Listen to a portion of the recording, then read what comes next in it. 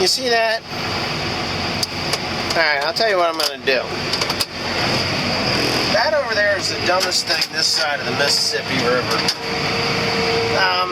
There's 68 acres of these solar panels. Them? 68 acres of solar panels. Now, this is the biggest scam known to mankind. They don't want to create energy or clean energy from products like corn or soybeans because, you know, that takes food out of people's mouths. And, you know, when you take up those acres to create an energy, a clean burning renewable energy source,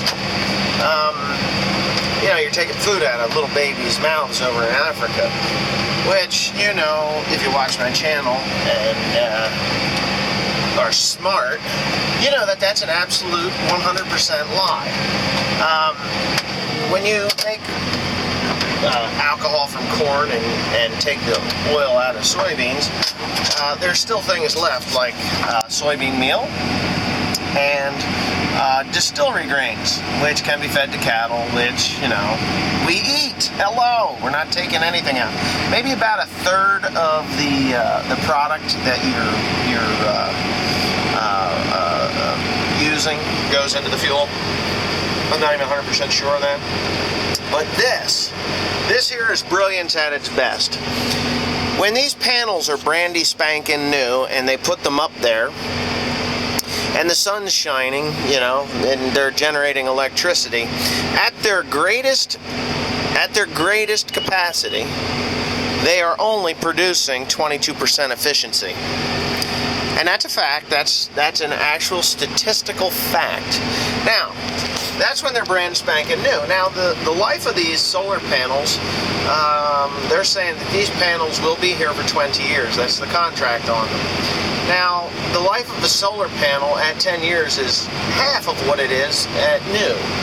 So from 22%, now we're at 11% efficiency.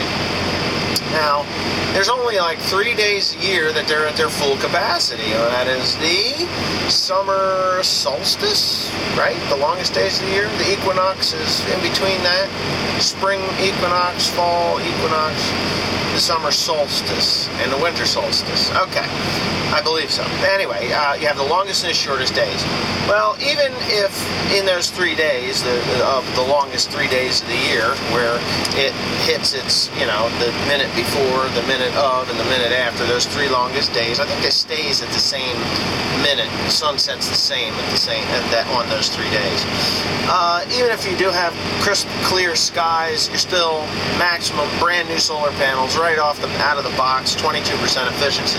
Now, over the course of 20 years, they actually diminish to the point of about 4% efficiency when they're junk. Now, they took 68 acres, okay, and let's just do this on a 1 acre scale. Now, this ground here is a little droughty, so it doesn't produce great. But if I was to grow corn on here for the next 20 years on 1 acre of ground, and my average would somewhere's around 100 in New Jersey, dryland corn is somewhere's around 135 to 150 bushels to the acre. So, just for shits and giggles, let's say we take 20 years of 100 bushels. Let's say it was a bad year every year and we only ever got 100 bushels an acre. Do you know that's 2,000 bushels of corn? 2,000 times 68. Well, at 10 acres, that's 20,000. At 60 acres, that's 60,000 bushels of corn. So, there you go. You got 68. Yeah, you're talking a shit ton of corn. So anyway, 68,000 bushels of corn on 10 years and times that by 2, so you're looking at 104, 154,000 bushels of corn. Now, out of that corn, and modern technologies, that yield will continue to be increased.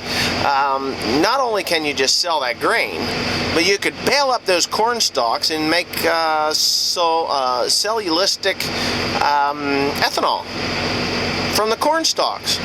Or you can feed cattle with that, or bed cattle with it, or you can mulch it and make higher quality soils for homeowners and things like that. But those stupid things are just a waste of taxpayer dollars. They're a waste of taxpayer dollars. They take up 68 acres of ground on this farm, and they produce, probably over the lifespan of 20 years, they produce less than 10% efficiency from start to finish. Less than 10%. Plus you got all that plastic that is decaying and going into the soil. And you have, this radiation that comes off of it. Plus, it's reflecting sunlight back into the atmosphere. What else does it do? I think the pollutants are probably the worst thing. Because, even the steel that's in there, that goes into the ground, that's zinc. That's galvanized steel. So now you're going to have higher zinc levels, and zinc goes into groundwater, and that creates a problem. And so solar panels are stupid. Now, if they were wind turbines, now that's something that runs at 83 or 84% efficiency, a wind turbine. Because guess what? When it's dark and the wind is blowing, them bad boys are cranking. So the prevailing wind is out of the northwest in New Jersey. You could take all these solar panels out, put 3 wind turbines in, or 4 wind turbines in. Let's just call it, let's say 5 wind turbines in, and produce probably 10 times the electricity that these stupid solar panels do. So, but I guess John Corzine and Barack Obama and Harry Reid. Harry Reid, didn't have any money invested in wind turbines because, that's old technology, and I believe it's a European technology over the U.S., and they are made here by General Electric, but anyhow, that's my thoughts on solar panels and the stupidity of carbon credits.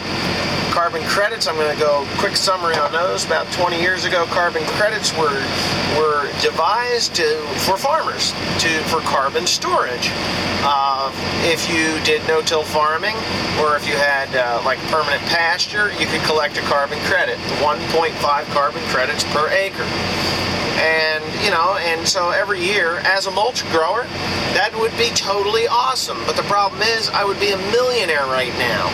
And we can't have millionaire farmers, because millionaire farmers buy ground. And millionaire farmers that buy ground don't sell ground for development, they don't sell it for industry, they buy it and they preserve it, and then they grow hay on it to collect carbon credit that they can sell on the stock market for, I don't know, anywhere from $55 to $75 a credit. And guess what? Every year you get 1.5 carbon credits per acre, and that never materialized because we don't want rich farmers. Rich farmers become,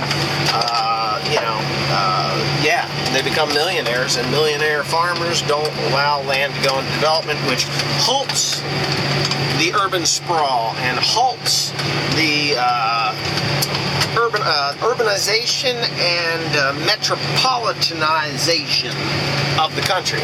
So they turned around and decided that, we'll put these worthless solar panels on there, and for every 10 square yards or 10 square feet, I think it's 10 square feet of solar panel, you get a carbon credit.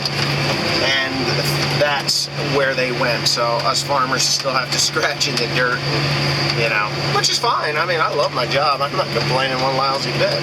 But I am complaining about that. Look at it. It's disgusting. So anyways, there's my rant on solar fields. Thanks for watching. Please comment, rate, and subscribe. And I'm sure there's going to be a bunch of, pro solar panel dudes out there that are going to say, you know what, Pandy, you don't know your asshole from a shoe sole. Get off the interwebs because you're uneducated asshole. But that's all right. I like my job. Love ya. Bye.